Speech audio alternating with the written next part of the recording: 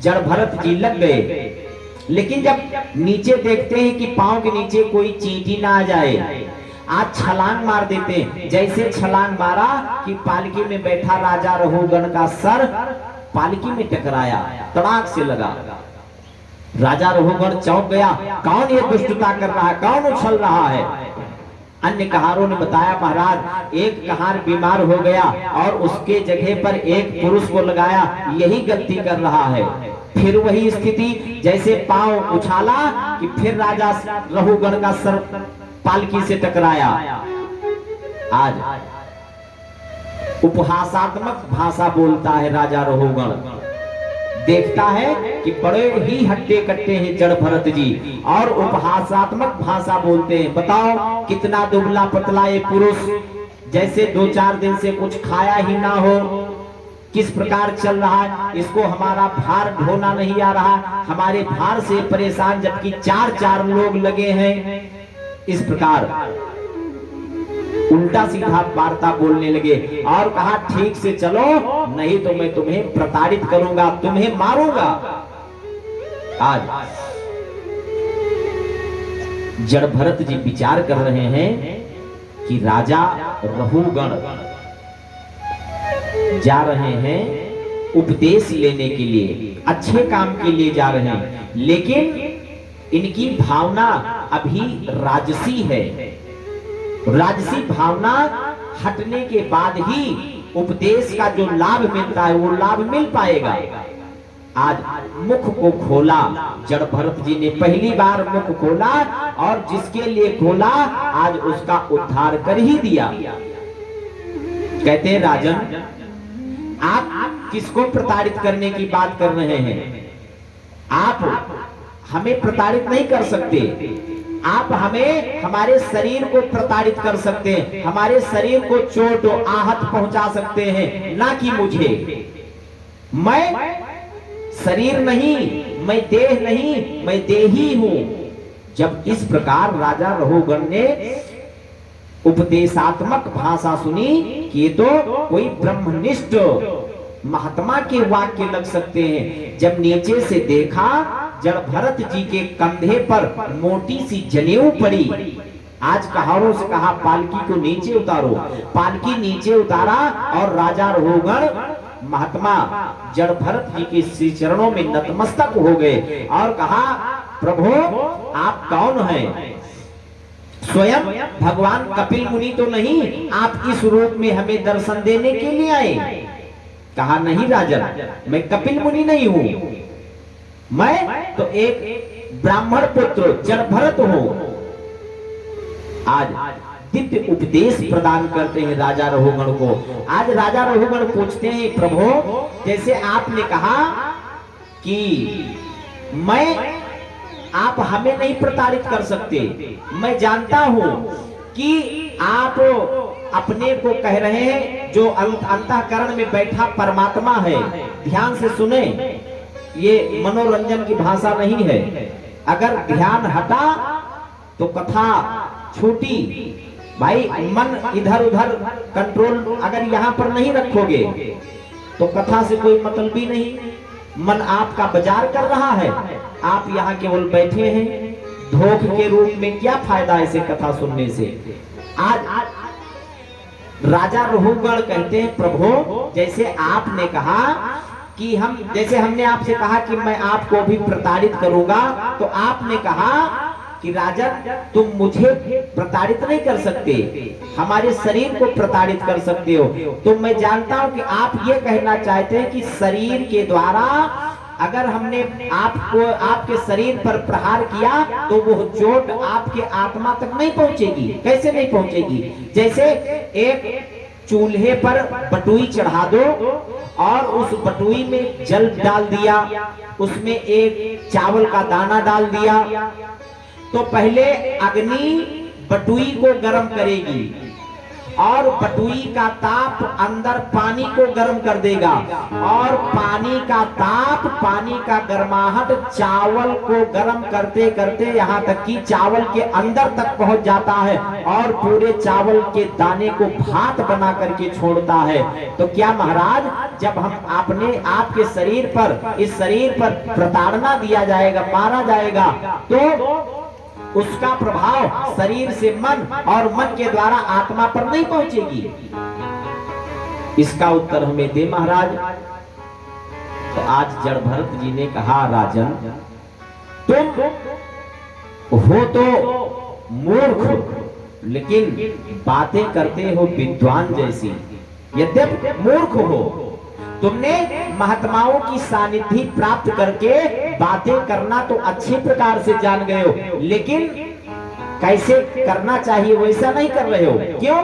क्योंकि महाराज आप यह जान ले कि जिस तत्व को आप जिस तत्व से तुलना कर रहे हैं, वो दोनों में जमीन और आसमान का फर्क है। आप ब्रह्म की तुलना बाहिरी वस्तुओं से नहीं कर सकते। ये जो आप उदाहरण दे रहे हैं, ये बाह्य जगत का उदाहरण है, लेकिन वो जो अंतःकरण में बैठा परमात्मा है, वो अमर, अजर, अविनाशी है। उसका कोई स्वरूप नहीं है। इसको तो हम देख सकते हैं कि ये चावल का दाना कितना बड़ा है, पानी कैसा है, बटलुई कैसी है, अग्नि कैसी है, लेकिन क्या उस अंतःकरण में बैठे आत्मा को भी हम आप देख सकते हैं? कोई उपाय है कि हम देख लें उसको? जबकि उसका प्रमाण भी बताया गया है, कितना बड़ा होता है वो।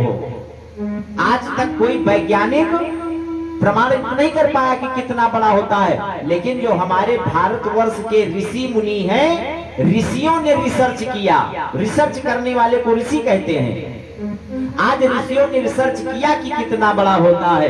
कहते एक बाल उखाड़ो और उस बाल को कैंची से इतना काटो कि वो लंबा ना होने पाए, गोल हो। इतना कम करके काटो कि वो लंबा ना हो, गोल हो, और उस गोल बाल के टुकड़े को 1000 टुकड़े करें। 1000 टुकड़े करें और उन 1000 टुकड़े से एक टुकड़ा अलग करो, बाकी 999 अलग करो। उस एक टुकड़ा जो आपने लिया उसके 20 खंड फिर करो, उसमें से जो एक टुकड़ा निकलेगा उतना बड़ा ये उस ब्रह्म का अंश होता है आपके अंतःकरण में, जो नाभि मंडल से 10 अंगुल ऊपर विद्यमान होता है, जिसकी सत्ता के प्रभाव से हम आपके हाथ कर्म कर रहे हैं, नेत्रों में देखने की क्षमता है, वाणी में बोलने की क्षमता है। आज वही निकल जाए, वाणी अवरुद्ध हो जाती है, नेत्र बंद हो जाते हैं, हाथ काम करना बंद कर देती है। तो महाराज उस तत्व को इस तत्व से तुलना नहीं की जा सकती। आज दिव्य उपदेश प्रदान करके राजा रघुगण का कल्याण कर दिया। इस प्रकार महाराज जड़ भरत जी का इस जन्म से उद्धार होता है। बोलिए सच्चिदानंद भगवान की। हरे रामा रामा राम सीता राम राम राम, हरे रामा रामा राम सीता राम राम राम, हरे रामा रामा राम सीता राम राम राम, हरे रामा रामा राम सीता राम राम राम, सीता राम राम राम, सीता राम राम राम, सीता राम राम राम।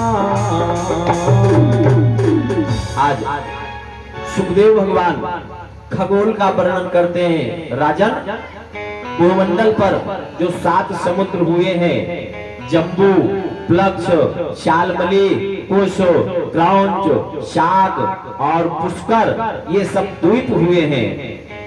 आज इन्हीं में से एक द्वीप को आज भारतवर्ष कहते हैं, और 9 वर्षों का वर्णन करते हैं।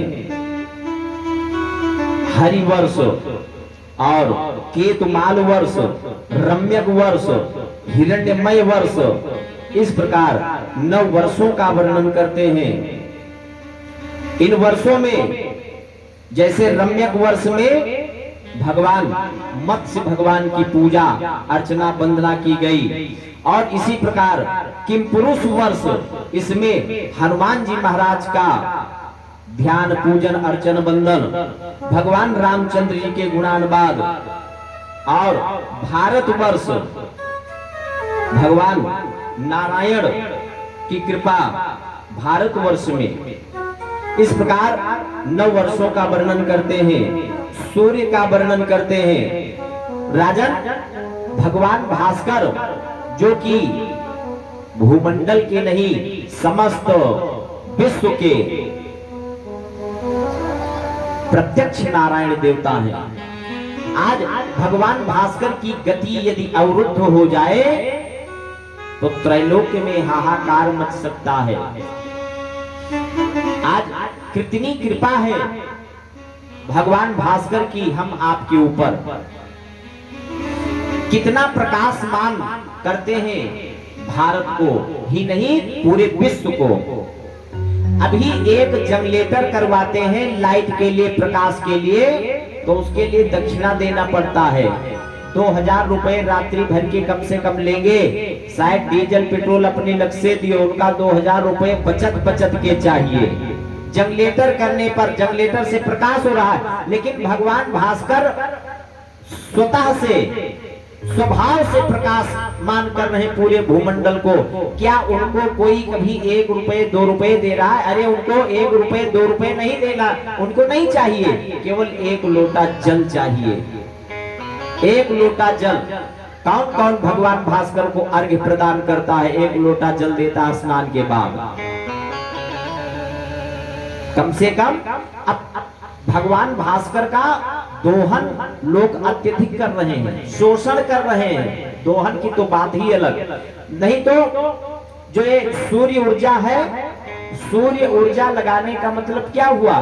भगवान भास्कर से काम खूब ले रहे हो और बदले में कुछ दे नहीं रहे हो। हम आपसे काम खूब लें, पूरा दिन आपसे मेहनत लें और दिन में 1 बार पानी भी ना पूछें तो क्या कहोगे आप? नहीं जाएंगे उनके यहाँ ड्यूटी करने, हमें यही तो कहोगे।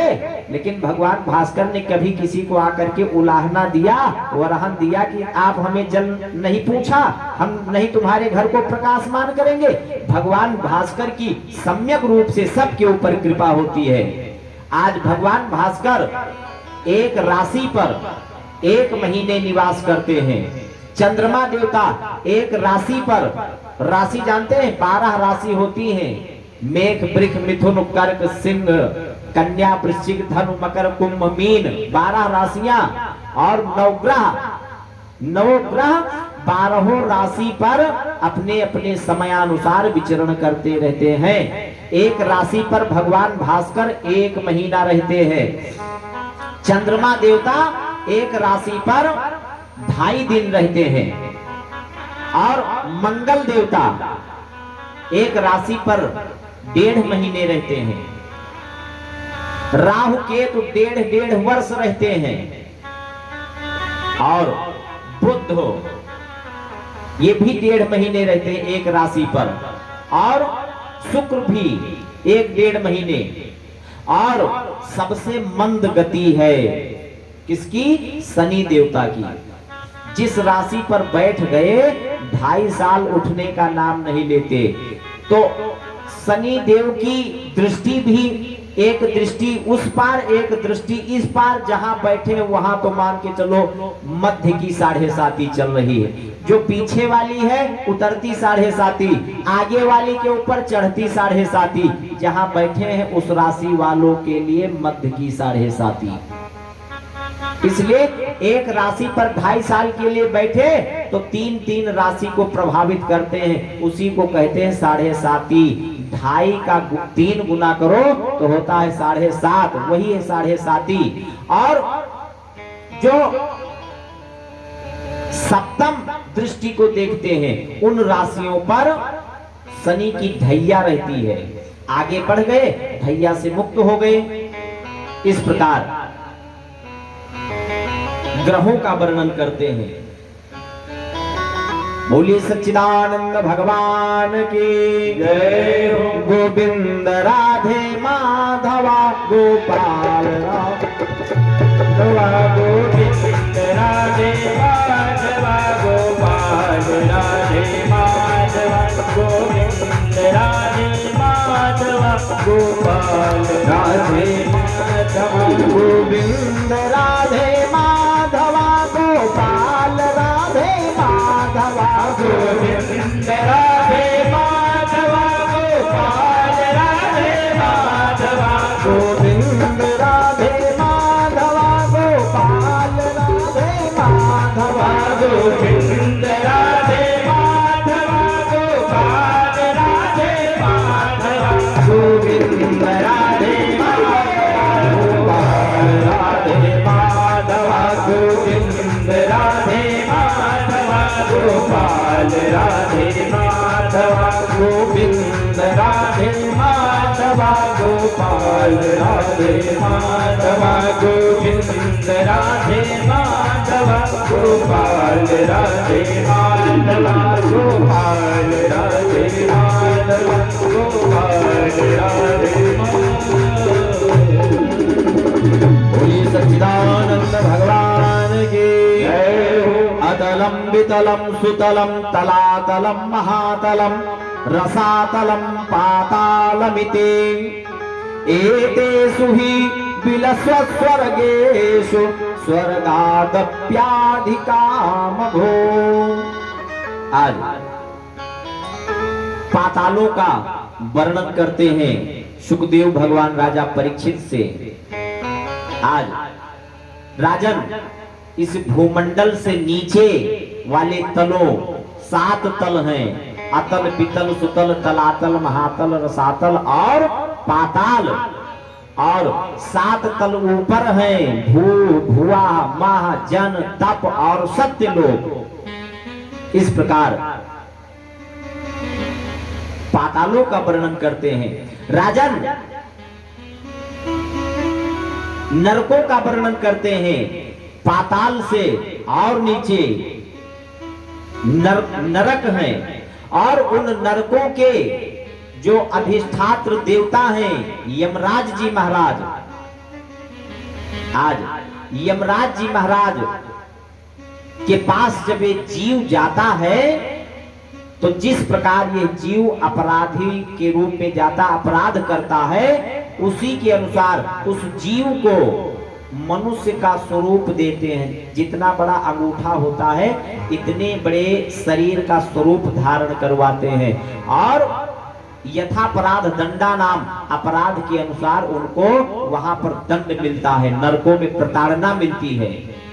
जो लोग महाराज आज अपने घर आए हुए अतिथि को सम्मान की दृष्टि से नहीं देखते, उनको कहते हैं कृमि नामक नरक में ढकेल दिया जाता है। जहां पर छोटे छोटे कीड़े होते हैं, वो कीड़े उस जीव को, उस शरीर को नोच नोच कर खाते हैं। महाराज, जो लोग